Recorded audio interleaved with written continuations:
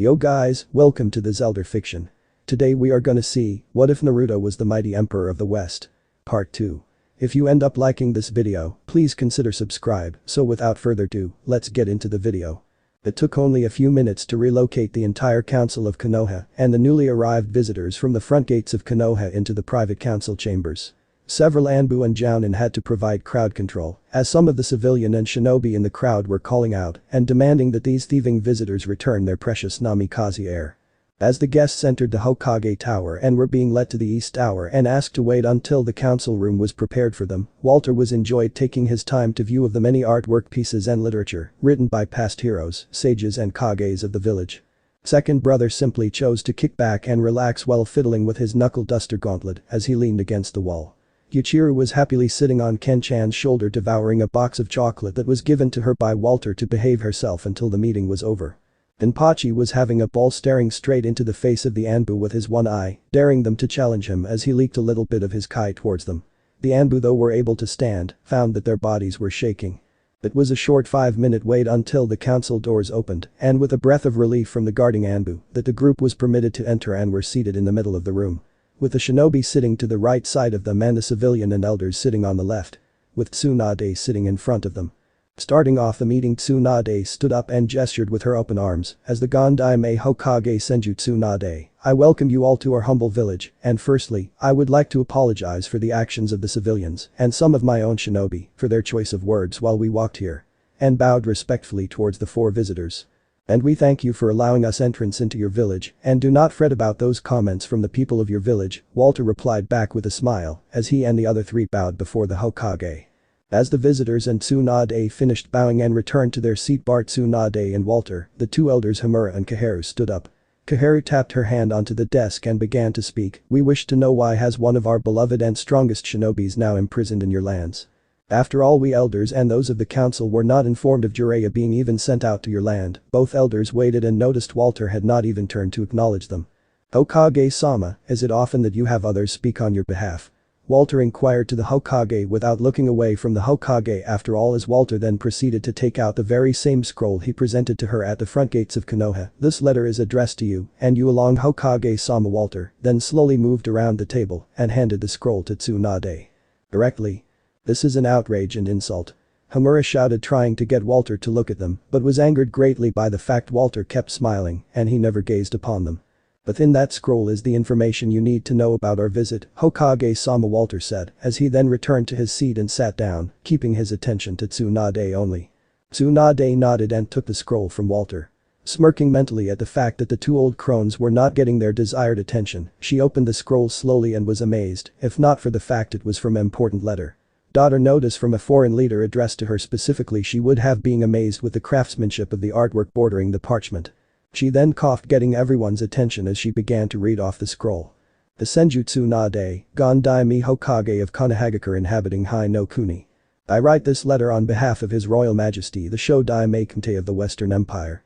It is regret that I am to inform you that on the 25th of March, the shinobi that goes by the title Densetsu no Sanengama Shinobi Jiraiya was caught alive inside the royal palace after a failed stealth infiltration into the royal city and royal palace of Amaterasu.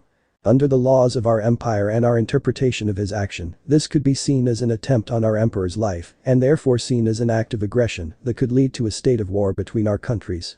Due to fact that Jiraiya had confessed his reason for entering our empire shortly after being captured, he was spared being immediately executed. The emperor is not without compassion and has deemed it acceptable for a lawful case to be held with your village's best in political negotiations. A small guard detachment of no more than 6 with the 2 diplomats will be permitted from your village to go with our message deliverers to visit the royal city Amaterasu, where the emperor and his council will work towards hopefully a peaceful outcome. It is without saying that whilst visiting our city you will be kept under watch and any and all travel will be monitored. Furthermore, any attempts of contact with one Uzumaki namikaze Naruto will be prohibited unless authorized by the emperor himself. If these negotiations prove to be fruitful for both parties, perhaps the emperor may visit the eastern nations for further diplomatic and possible trade negotiations. I personally hope that this incident shall be resolved peacefully and without complications. Written on behalf of the emperor. Ichima, advisor to the emperor and member of the inner court council. Placing down the scroll, Tsunade could only look over it with shock. They want us to send a team to represent Jiraiya in a criminal court case. she thought as the room filled with murmurs between council members while a few clan heads sat in silence. Are you serious? A voice rang out and all turned to see sitting on the shinobi side to see sitting somewhat arrogantly on his chair. It's obvious to see that Jiraiya only went to find that baka of a dope and bring him back home, not that it wouldn't matter. Uchiha-sama, need we remind you that you are not permitted at this time to voice any of your own personal opinions until the floor is open for discussion. Haruno Sayori sweetly spoke out across the room to Sasuke, who only snorted and leaned back into his chair and ate a pocky stick loudly. Tsunade could only glare at Uchiha Sasuke and the disrespect he was showing their guests. Walter smirked and adjusted his monocle and then his gloves. The child should know to be silent, and with a quick wave of his hand, he gave him a very hard glare and let the adults talk. You disrespectful little. Sasuke only glared at Walter and then watched in shock as his pocky stick fell apart into very thin slices. How did he do that? Sasuke though before his ears were assaulted by the one and only Hokage-sama. He is attacking Uchiha-sama, arrest him. Sayori screeched whilst pointing at the Walter, resulting in all members in the room to cover their ears, bar the 4 visitors. Oh, I didn't know Konoha had a tamed banshee, as a civilian second brother said, with the utmost honesty one could have in their voice. Meanwhile in Konoha, a certain pink-haired Kunoichi sneezed loudly. Oh, Sasuke-kun must be thinking about me, giggled Sakura as she walked down the street with her groceries in hand. Back in the council room. The room instantly fell into a state of stifled giggles and snorts, besides said screecher and Sasuke, who was glaring at Walter with his Sharingan activated. How dare you attack me? I am Uchiha Sasuke, elite shinobi of Konoha and the one to defeat Orochimaru. Walter just snorted and turned his attention back to Tsunade. Hokage-sama, we will permit you only 3 days to prepare your diplomatic team, as we have a long journey ahead of us, Walter said, bowing to her before sitting down. The Haru had enough and slammed both her hands down on the table. How dare you? First you attack Uchiha Sasuke, then you have the audacity to order our Hokage on what to do. And the most important is that you show no respect to the advisors of the Hokage. Second could only let out a light laugh. Respect. It's earned not given, and by the Gaki told us, be lucky we aren't smashing your skulls. And the civilian jerking his thumb to the civilian council side in for how you had him live and treated for the 12 years he lived in this cesspool of a village. Walter smiled and nodded in appreciation toward second. And for your own satisfaction, elders, I was ordered by the Shodai Kente to only speak to the ruler of this village, which is Hokage-sama here. Whilst the advisors were fuming by what Walter and second had said to them, knowing it was true though they would never admit it, there was one elder whose attention was fixed on the one-eyed visitor. The one called Kenpachi, who wasn't really paying attention to anyone but was his line of sight. Danzo mentally smirked. He was reported to have Biju level chakra, perhaps he can be a useful tool, Danzo thought as he slowly opened his right eye under his bandages and began to channel chakra into the stolen Sharingan. You will swear allegiance to myself and do my bidding until you are of no more use, he thought as he morphed the Sharingan into its Manjikyu form and began to cast Kodomatsukami upon Kenpachi. In what seemed like an instant, Kenpachi gave a very feral grin as he stood up that seemed to tower over everyone. Kenpachi-san, are you alright? Walter asked as he looked at Kenpachi standing up with such a feral grin on his face and that look in his eye. Oh, this can't be good. Don't tell me, was what Walter able to think before Kenpachi flared his chakra and began to laugh psychotically. Meanwhile in the Western Empire. They have to wait till a bit later now to see what happens to Kenpachi or perhaps Konoha P. It had been 2 weeks since Walter and his chosen group had departed for High no Kuni, with only minor issues that could be left to the council to deal with. Naruto decided to have a day off and was walking around the palace in his casual outfit. I wonder what Ni-san and Nai-san are up to, Naruto muttered to himself as he walked down the corridors as he tried to forget the conversation he had with Jiraiya the first night he was locked up. Flash back to the meeting of Naruto and Jiraiya in the underground cells. Then Naruto. Jiraiya cried out, you're alive and okay. Thank Kami. He grunted in pain as he tried to ignore the seal activating on his chest as he reached out and tried to reach Naruto and hug him, but was just out of reach. What are you doing here, Kaifu? Don't you have Onsen and High no Kuni or Konoha to be spying on for your research? Naruto coldly asked. Jiraiya was shocked and fell back into the cell, whilst Fukasaku sat and watched from the shadows. What are you talking about, Naruto? Jiraiya asked, shock still evident in his voice. I've come to get you out of here and take you back home to Konoha. Standing up he looked at his godson who only glared back at him with his piercing blue eyes. I messed up alright Gaki, I should have been more observant that day in the sealing room, but I promise that I will make it up to you. I have so much to teach you and of course I know how to give you back the ability to summon Toad again. Jiraiya said with a smile on his face. Looking at Naruto he couldn't help but feel worried. The Naruto standing before him stood still, he wasn't showing any kind of emotion. Isn't that great, Naruto? Jiraiya said, worried? You can be just like you were before.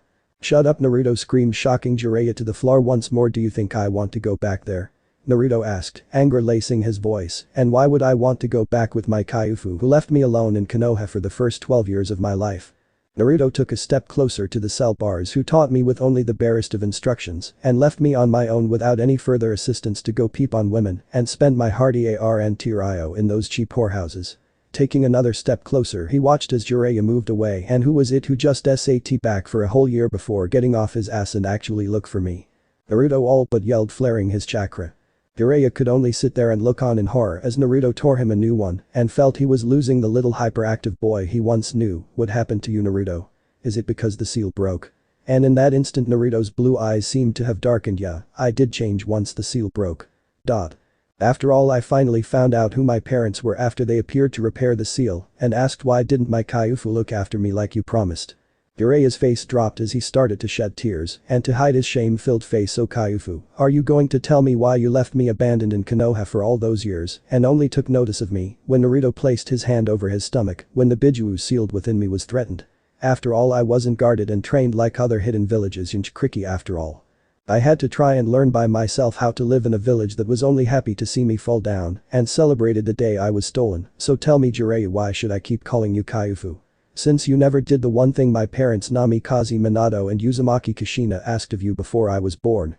Naruto's eyes began to glow red as he tapped into Kurama's rage-filled chakra as looked down onto the now crying San Jiraiya.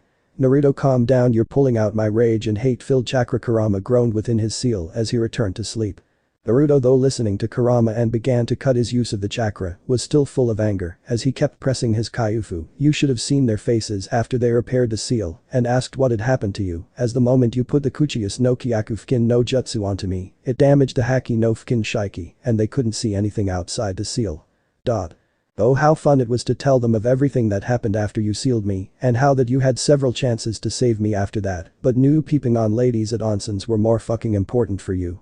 Naruto screamed before reaching in and pulling on Jiraiya's hair, bringing him face to face. And you know what they told me? They told me they regret ever making you my Kaiufu. Naruto threw him onto the floor and stepped back from the cell door and waited for his response. Hearing what Naruto just said, what Minato and Kushina told had said, Jiraiya just broke down and openly wept. He had failed a lot in life, he was continually rejected by Tsunade. The only woman he truly loved. He failed to save his best friend Orochimaru and failed to protect his sensei and student, but now this failure finally did what the others couldn't. It broke him inside, failing to live up to the expectations of the boy he called his surrogate son. Minato, Kushina, Naruto. Forgive me, please forgive me. Jiraiya screamed as he curled up into a ball and started crying his heart out. Jiraiya-chan. Fukasaku cried as he hopped over to Jiraiya and tried to help him. Lil Gama-senin never foresaw this. He saw redemption and forgiveness. Could he have being wrong? Fukasaku thought as he looked from Jiraiya to Naruto and saw the one thing Jiraiya couldn't see before Naruto turned around and walked off. Naruto was crying. Flashback end. Naruto shook his head and tried to repress the memory. Jiraiya's crying will forever haunt you until you can learn to forgive him. Naruto. Kurama voice echoed through his mind as he arrived at his Nisan's medical lab. Knocking on the he waited till his Nisan opened the door, dressed in her white medical kimono coat. She smiled and ushered her Otanto as she finished up her latest medical experiment. So my kawaii Otanto. Yuuki smirked as she watched Naruto's face twitch. Oh, how he hated being called that. What can one-sama do for you today, him?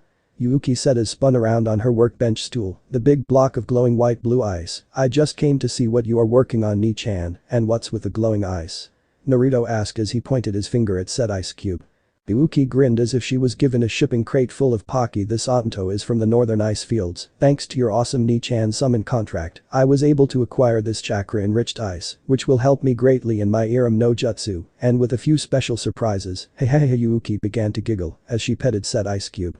That's right, I remember reading a report of you running through the northern gates, screaming I got it, after we had locked up the intruder, but surely it wasn't easy to get, was it?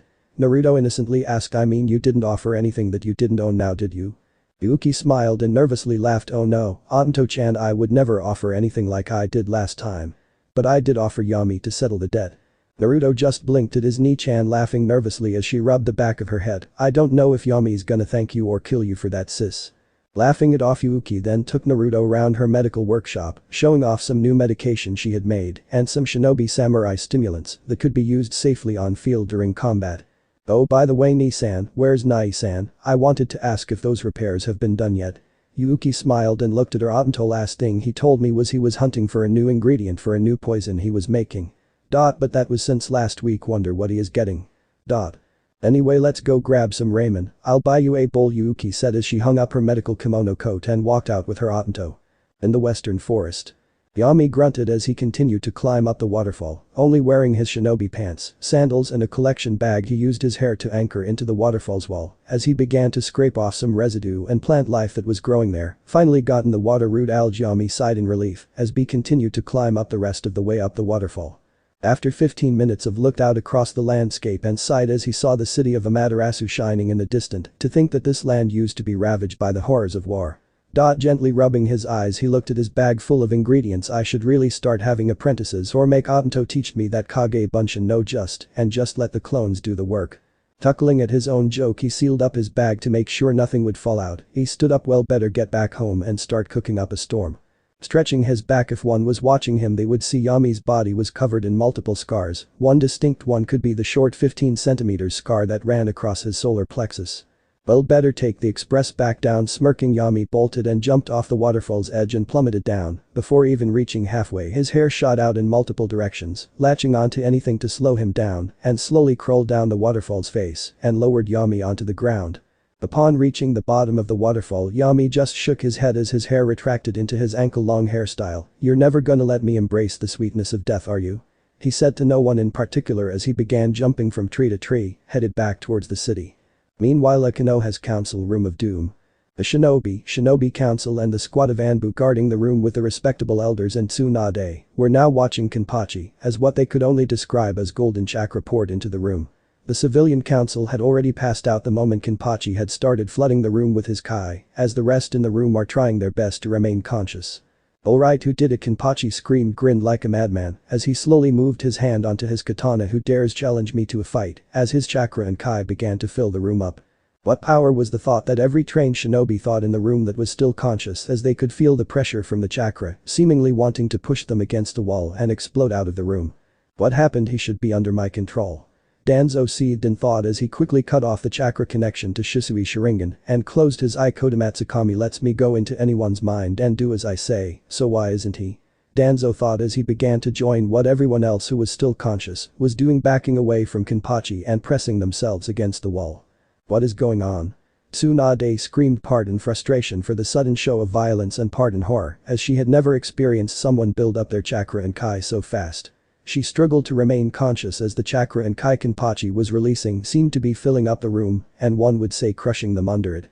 Then without warning the ceiling and roof of the room gave way to the chakra pressure Kenpachi was giving and simply blew away, letting the entire village not only see and feel the maliciousness of the chakra, which grew past the Hokage monument in height to which many civilians, genin and Fuchunin passed out from, but the whole village got to hear his insane laugh.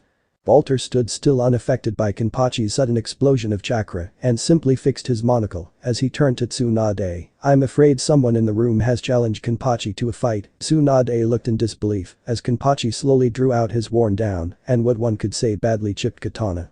My assumption is that by someone trying to cast a gain jutsu on him. Walter finished speaking to Tsunade and turned to the maniacally laughing Kenpachi. Pulling out a scroll, Walter wiggled it in front of him. Kenpachi, remember what Naruto said about our visit? Kenpachi's laughter stopped, but his chakra still burned strong around his body. The little gaki promised me a good fight when we get back home, Kenpachi replied as he glared his one eye at Walter. Very good, Kenpachi-san, but do you remember the agreement you signed with young Uzumaki-sama? Walter smiled as he held the scroll in front of Kenpachi.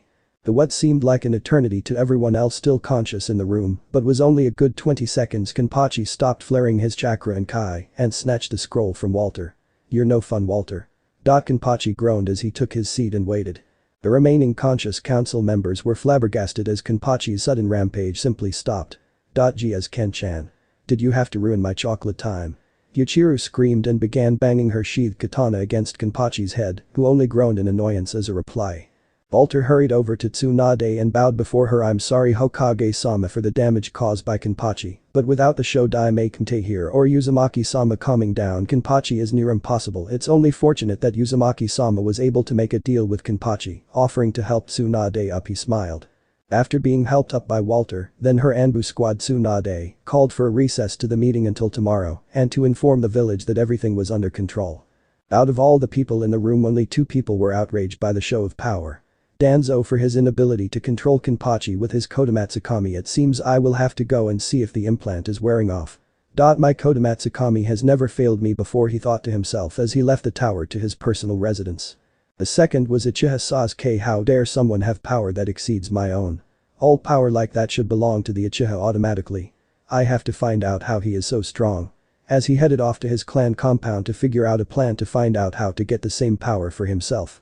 Walter, second brother, Kenpachi and Yuichiro walked through the streets, to which everyone basically cleared the streets for. So Walty-san. Where are we staying tonight? Yuichiro happily cheered from Kenpachi's shoulder. I wanna go somewhere where there is onsen. Walter smiled to the young girl. Of course Yuichiro, however, with a sudden rush into the village and into the meeting, we were not shown where the accommodation is available in this village. Then again with Kenpachi-san's actions. It may prove to be difficult, Walter said as he rested a finger on his chin, thinking as he walked along. Perhaps I can be of assistance if you assist myself in answering some questions, spoke a feminine voice. Turning around, they saw a young lady in a very expensive kimono, her midnight blue hair hanging over her shoulders, the yin and yang symbol proudly shown on her kimono, but what caught everyone's attention was her lavender white pupilless eyes that seemed rather cold. Walter smiled. He knew who this girl was instantly. Lady Hyuga Hinata, I presume. Giving a deep bow to her, it is truly an honor to be approached by the heir to the noble Hyuga clan, Walter replied, as the others gave their respects. If I may ask, how can we assist you? Hinata only looked over them, slowly walking up to Walter before coldly stating, everything you can tell me about Uzumaki Namikaze Naruto, they stuff you wouldn't tell the Hokage about. Walter smiled towards the emotionless Lady Hyuga Hinata. Of course Hinata-sama, but we can only tell what we are permitted to, of course. We do not want to get further into trouble with this village, Walter said with a sweat drop as he turned his gaze to the Hokage tower, where the structure to the left of the tower was undergoing emergency repairs. Hinata kept her cold glare on the travelers for a moment until, raising her left hand, in an instant 4 Anbu-dressed Hyuga guards appeared with their heads down before Hinata. Ajoku-san, please have the VIP guest room prepared for our 4 Western delegates. They will be residing there until they are ready to leave, and do remind the elders that they are not permitted to interfere in any way, Hinata coldly said with authority. The 4 Hyuga guards all complied and disappeared. Your guest room will be ready by the time I take you to the Hyuga estate. In the meantime, would you care to join me for lunch? Hinata said as she turned and walked down the street. Second brother whistled softly. Damn, she's cold as ice. Wonder what happened to the girl Naruto once knew. The other 3 nodded before following behind Hinata. Hokage's corridor leading to Hokage's office. This is an outraged Tsunade Senhimura, and Kohara ranted and screamed about how the visitors had not only ignored their position, but also that the one called Kenpachi had caused so much damage. We demand you make an example of them and demand the emperor give us compensation for the damage. Tsunade finally headed and spun around, grabbing them by their wrinkled throats, lifted them, and smashed them against the wall. Would you both shut the fuck up and look at the bigger picture? She screamed all but in their face. You both should be worrying more about who casted the game jutsu in the meeting room where no jutsus can be used. Dropping them down, Tsunade stormed down to her office door and opened it and stood there in shock. Kakashi, what are you doing here? Standing in her office, travel pack resting against his leg and his attention as always focused on his icha tactics. Oh Hokage-sama, I was just waiting for the files on team selections for those who are going to the Western Empire. Tsunade stood there absolutely horrified. Kakashi, you are a day early. Running to her desk, she checked the results of the daimyo lottery. Not finding what she wanted to see, she spun around to the window and began to look up into the sky. Kakashi sweat dropped. Hokage-sama, what are you looking for? This is surely a sign of the apocalypse. You're a day early. Tsunade screamed. Meanwhile in the Western Empire. Naruto was enjoying his walk, though his garden, debating on how to approach the situation with Jiraiya stopping Naruto, felt an ice cold shiver run down his spine. Before his body shiver violently, looking up to the sky with horror, he quickly bolted back inside the palace. Several Fox agents appeared and ran over to their emperor and surrounded him in a protective formation. Your Highness, are you alright? One of the agents asked. I don't know, Naruto said while shivering in the corner of the room. I feel like something that shouldn't be has been. The Fox agents were stupefied as to why their emperor was acting like this. Back in Konoha's market district. Hinata walked down the main market street. Both civilians and shinobi alike moved out of her way as she passed them. With only the elderly and shinobi bowing their heads to Hinata's clan status. After a few minutes, Hinata finally reached her destination, Ichiraku Ramen. After the civilian council managed to null and void the third Hokage's law, the civilian population of Konoha started to not only openly curse Naruto as the QB incarnate, but they began to attack both verbally and physically anyone who supported Naruto, and of course, the older generation continued to poison the minds of the younger generation. Pulling back the Norin, she let out one of her rare smiles to the couple running the store. "Am-san, Ichiraku-san, it is wonderful to see you both again," Hinata spoke as she took her seat. "Ah, welcome Hinata-san." Am smiled warmly and moved forward to the counter, and how can I am froze up on the spot as Kenpachi lifted the Norin and slightly hunching over entered and grinned, "Well, hello there. En-chan, don't scare the pretty lady." Yuichiro screamed as she slammed her pink-sheathed katana against Kenpachi's head before jumping off his shoulder and taking a seat and smiling at Am. "I'm hungry," she shouted happily. Ichiraku had walked in just as Yuichiro started bashing Kenpachi's head and stood there shocked. "My deepest apologies to you both," Walter said with a bow as he entered the stall. Kenpachi is easily forgetful of his appearance when meeting new people, smiling warmly to the chef. "Ah he. That's okay, totally understandable, I think," Ichiraku said as he watched the three men take their seats, or the two take their seat and the tall one squatting down. After their orders were taken, Hinata turned back to Walter and her emotionless face returned. "So tell me, Walter-san, before you answer any questions of mine, is there anything you would like to ask me?" Within reason, of course, keeping her lavender-tinted wide eyes locked onto Walter's. Smiling towards Lady Hinata, Walter nodded. "The only question I can ask is why are you this? And how can I say it, emotionless? As Uzumaki-sama told us, you were a very kind-hearted girl." Hinata glared at Walter before reaching into her kimono and pulling out a small green crystal. It started the day Naruto was first kidnapped. Flashback time D. The day Naruto was kidnapped for the first time. Hinata, Shino with their injured teammates Kiba and Akamaru were sitting together at the green tea house. Well, Kiba, who was only discharged from the hospital a day ago, was able to walk around slowly while carrying Akamaru, and Shino silently sulked that he was not able to go along with the retrieval team, were more concerned about Hinata as Naruto had being locked up in the hospital and was to receive no visitors until he was cleared. And Naruto-kun wasn't hurt too badly, was he, Kiba-kun?" Hinata asked as she held her teacup. "I don't know, Hinata, whenever I ask the nurses and doctors they just glare at me and told me that they were not allowed to say and told me to forget about him." Kiba looked down at his teacup confused. "It seems illogical that the staff at the hospital would react in such a way asking about a fellow shinobi's condition. Perhaps there is something that we aren't informed of yet," Shino said before taking a drink from his tea. Hinata looked down into her cup of tea. "Naruto-kun, I know you're going to be okay, nothing ever holds you down." Looking up from her tea to the main gate, she blinked in surprise as she saw two people appear, one tall man and a woman, but it was the person draped over the man's shoulder as they ran out of the gate. "Naruto-kun." Hinata screamed as she jumped up and ran towards the gate with Shino following closely behind, where Kiba sat there stupefied. Hinata only managed to travel at least 10 meters before being stopped by a couple of Chunin. "Don't worry, Hyuga-sama, we are awaiting reinforcements to pursue the kidnappers." The Chunin smiled at Hinata as the other Chunin looked at the fleeing figures with Naruto on the tall one's shoulder. "Good riddance to the demon," the second Chunin muttered under his breath that was heard by Shino. "What do you mean, demon shinobi-san?" Moving in front of the Chunin, Shino stared right into his eyes. "Uzumaki, Naruto is a fellow shinobi of Konoha, and we are taught that together we are strongest. It's illogical to understand why you refer to him as a demon. Please tell us why."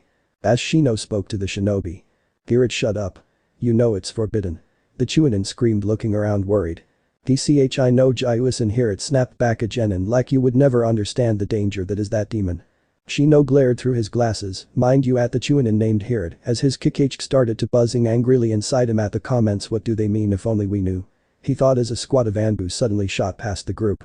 Looks like everything's under control now," Jaiusan said, trying to calm the situation as he stepped between Shino and Hirad. "I think you better take Lady Hyuga, she doesn't look too well." Shino turned to Hinata and was shocked to see her wide-eyed and trembling. "He isn't a demon," she muttered over and over as Shino calmly placed a hand on her shoulder. "He is indeed not a demon, Hinata. Now let us go back home," Shino encouraged as he gently led Hinata away from the gate. "Do not worry, Hinata, I am sure that Naruto will be rescued and the kidnappers apprehended." Sitting Hinata down on a bench near the front gate. "If you like to, Hinata, Shino, Akamaru and I will sit with you here until you are required to go home," Kiba said as he walked up slowly with Akamaru in his arms. "Thank you," Hinata mumbled as she sat down with her teammates and waited. Flashback 1 ended. Hinata slowly ate the ramen that was in front and continued her story, "Though I was not present when Naruto did return on his own free will and was kept locked with the main family members when the shinobi and Kunoichi forced their way into the village by the summoned gorilla a week after Tsunade Sama's Condition was made known to the shinobi forces and clan heads. Flashback to Begin P. At night at the Hyuga compound's clan meeting room. Hinata sat next to her father as he and the clan elders began their emergency clan meeting. She didn't want to be there, but she didn't want the elders to use her absence as a means to continuously demean her position as heiress. Furthermore, Hiashi, with the recent events we should solidify our standing position as the most powerful clan in Konoha and not aid in the demon's recovery. An elder by the name of Urajiri called out. The Hyuga clan is one of the most powerful clans within Konoha, and to stand back and do nothing will result in our downfall. Another elder shouted back as Hiashi sighed and rubbed his temples. Damn these idiotic elders, he thought to himself as he watched the elders scream back and forth. Looking down to his sides, he saw his second-born daughter and heir to the clan, Hanabi, sitting attentively, even though he could tell she was trying her best to not break face. She will be a fine clan head, he thought to himself. Turning to his firstborn, he mentally sighed as he saw she had her head down and was clenching the legging of her kimono tightly in her hands. Where did I go wrong with you, he thought neutrally. Sure, Hiashi saw over her squad reports and saw that she was improving greatly, but it wasn't enough in his opinion, and to make things worse, she had fallen into a depression when she was informed that the boy she had a silly crush on had been rescued by those kidnappers. If she doesn't improve, the elders will have the material they need to brand her. Frowning slightly to that thought, he turned back to the screaming elders and called for silence, but before he could speak when the room went silent. Hiashi, you know what we must do. We must not aid in the recovery of that damn demon. Urajiri screamed to Hiashi, it is better outside Konoha. The only way the Hyuga would assist is to kill it. Hiashi frowned at the elder, holding his hand up for silence. He was about to speak. Hinata spoke for the first time in any of the Hyuga meetings she had attended. Naruto-kun is not a demon, you are, she said in a soft but neutral tone. The room was dead silent, and Hiashi was shocked silent as he turned to his daughter. What was that, you failure of a heir? What did you dare say to me? Urajiri screamed as he rose from his kneeling position and advanced towards Hinata to kneel in front of her and scream directly at her. Hinata, without lifting her head, said again, Naruto-kun is not a demon, you are. Urajiri's face turned bright red as he prepared to scream. Then a sickening smile spread as he gleefully spoke. I would simply love to get the demon and bring him before you. After all, the whole clan know of your infatuation with that demon. You would dishonor our powerful and noble clan. Well, I shall fix that by finding him, bringing him before you, and leaning down so his mouth was right next to her ear and spoke with such venom so all could hear, I will rip out its heart and blow his brains out with a juke into the head. The whole room gasped in horror as what Urajiri said. Hanabi covered her mouth with her hands, both horrified by what the loving elder had said to her older sister. Hiashi was stunned. How dare he speak to her like that, he thought as his Hyuga blank face cracked, but remained silent for the moment. He wanted to see what Hinata would do as he held a small amount of pride in seeing her stand up for her own belief. If one were to see Hinata's face, they would see the sweet innocent girl replaced by a neutral and face with eyes filled with rage and sadness, and with a neutral voice she spoke into Urajiri's offering ear. Don't worry, I can kill the demon myself, she spoke, her voice full of venom for the first time. Urajiri smiled, thinking he had finally broken the girl, but suddenly. He felt the inside of his chest suddenly scream in pain as he spewed blood from his mouth. Looking down, he was horrified to see Hinata's hand placed over his heart, and without a chance to move or retaliate, his eyes rolled into the back of his head and he fell down beside her. Hinata remained kneeling there, the blood of the elder staining her white Hyuga kimono, looking around the room to see the reaction of the present elders, and felt something she never felt before. Was it pleased? She thought as she saw that everyone in the room looked at her horrified.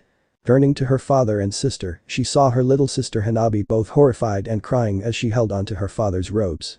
Hiashi was once again left without words and scared of how cold and callous she had acted, but deep within he was proud, disappointed of what she did of course, but still proud. Father, Hinata spoke neutrally, you will aid the Hokage and show that we are a loyal clan to Konoha, won't you? She said before standing up and leaving the quiet room. Flashback 2 ended. Hinata looked up from her bowl of ramen and towards her guests and saw that not one of them seemed repulsed by what she had just said. Pretty lady stood up for Naruto Nai-chan. She should get a medal. Yuichiro screamed happily as she finished off the broth in her bowl of ramen. Walter smiled towards Lady Hinata, both his bowl and chopsticks somehow immaculately cleaned. Well, that does explain quite a lot, Lady Hyuga, seeing as how you have finished your story. There is but one slight question I would like to ask. Hinata turned and glared at Walter, but all he did was smile at her, and this one comes straight from Uzumaki-sama.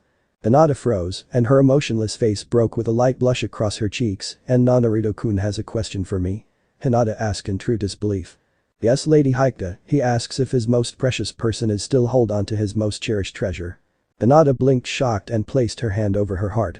Walter smiled at this action. I shall take that as a yes. Standing up and pulling out a scroll, he placed it onto the counter. Sir Tenchu and Lady Am, this scroll is for you both by Uzumaki-sama, and this, putting his hand into his pouch and pulling out a small bag, should cover his IOU with interest. The chief and daughter were shocked and gratefully accepted the scroll and bag and began preparations to close up shop.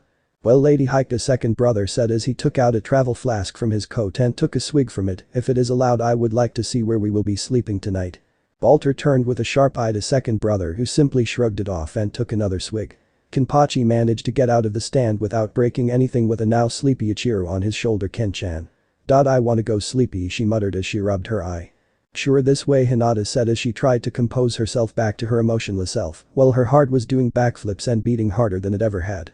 It should be noted that Tenchu Ichiraku and his daughter, after closing shop and returning home to read the letter and later admitted themselves to hospital, as when they opened the small pouch, out poured various gems and gold nuggets. Already Tenchu had plans to expand his influence, expand his business to the west. Yes. The Western Empire Imperial Palace. The day after Yumi returned from ingredient gathering. Yuki was running around the palace checking every room she could. Damn it, Yumi, where are you? She screamed. Yumi had promised me my custom item would be finished today. She ranted in thought as she checked room to room. After a good 4 hours she gave up and returned back to Yumi's workshop and began to look for her custom gear. Come on, it's got to be around here somewhere. Yuki muttered to herself as she moved various bandaged items and other weapons and gear. It will be done tomorrow morning and polished for you, he said. It will be the greatest creation I've made for you yet, he said. She froze as she came across Yama's work calendar and saw the date that was marked with the day I lost my humanity. Why would you go back there again unless? Her eyes widened in horror as she turned and bolted out of his workshop. The Toko-kun, where are you? She screamed as she looked for her cousin. Unknown location. Yami stood in the now darkened corridor of Laboratory 10, a site which during the Unification War still haunted him to this day. If one were to light up the area, they would see remains of a horrific battle that took place. White bones and red blood stains still remained in this sealed-off facility. I should have died that day, Yami spoke to himself as he walked down the corridor. Walking down the corridor and various connecting rooms brought horrific flashbacks for Yami. The screams, the pleading, the innocent who were begging for death, and the hollowed laughter of Zorin and his encounter with her. Fucking gain jutsu, bitch, Yami groaned as he turned around the corner to find Zorin's scythe still embedded into the ceiling, a bone-white hand and forearm still clenching onto it. Yami stood there for what felt like an eternity looking at the arm and remembering that horrible day. You can come out now, Yuki, Yami sighed, but kept his eyes on that black scythe. You know Naruto has forbidden you to come here, Yami, Yuki said as she walked out of the shadows and behind Yami and placed a hand on his back. It's getting worse, isn't it? She asked, with sadness in her voice. If the seals hold. I have probably 5 to 8 months, Yami said with a dead voice. It's fucking funny, isn't it? 6 years into the war we came here on this day to stop Nobunaga's experimentations and sniff if I wasn't so fucking careless. Dropping to his knees he began to hit the floor, letting out a string of curses to Nobunaga, Zorin and the almighty Kami. If I didn't come, it would not have awoken. And I wouldn't be in this situation. Yami screamed out his pain and frustration. After a moment of silence, Yuki stood beside her friend and saw how broken he was. Yami turned his head and looked up to his best friend, his only friend that he would show these moments of weakness to. Not ever Naruto, who he considered a brother in all but blood, had ever seen him this broken. Is there a way to stop it? Yuki asked, her voice soft and fragile, seeing her best friend this broken. There is, but it means I have to return to Kusa. If I don't go back to my clan home and finish the initiation and control technique. Yami held himself as fresh tears rolled down his face. I don't want to turn again. I don't want it controlling me again. I don't want to give up my humanity again and feast on. It was there that Yuki pulled Yami around and delivered a chakra-powered slap across his face. Unseen to them both, a small pebble rolled away from Yami's armor joint. Don't ever say that again. It wasn't your fault for what happened. Kneeling down and hugging her giant of a friend, she cried as she looked him dead into the eye, poison green eyes locking on with her cold steel eyes as tears both ran down their faces. No one blames you for what happened that day, Yami. You didn't feast in anything. It woke up and it feasted. The Creed have long ago forgive you for what happened to their grandmaster. Yami, you are not the monster, just like how our Anto is not the QB incarnate, like how Konoha treated him. Yami began to cry again as he wrapped his hands around Yuki and pulled her in for a hug. And incoherently muttered thank you over and over again. Together they sat there and cried while two figures watched over them. After a good half hour, the taller of the two grunted, kid, it's time to go back before the Gaki realizes we are gone. The taller man turned, revealing a very long and familiar sword. The seconds seemed to bow from the shadows. "We must move swiftly," Saisei-sama and Yuuki Onichan in a somewhat feminine voice. "Sure. Open up a return mirror, would you please?" Otoko-kun, Yuuki replied as she helped her best friend back on his feet, who before leaving, gave one last glance in the hallway and turned. To the three of them, "Yes, it's time to return and plan what to do next, and you have to stop calling me that," Yami grunted as he and everyone stepped into the ice blue mirror, which broke apart and disappeared when they all entered it.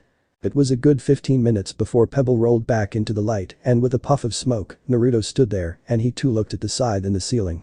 "You're always going to be my brother no matter what, Yami," he said with a tear rolling down his face, and he remembered that horrible day and poofing away, ensuring that the original would have a flashback of what once happened here.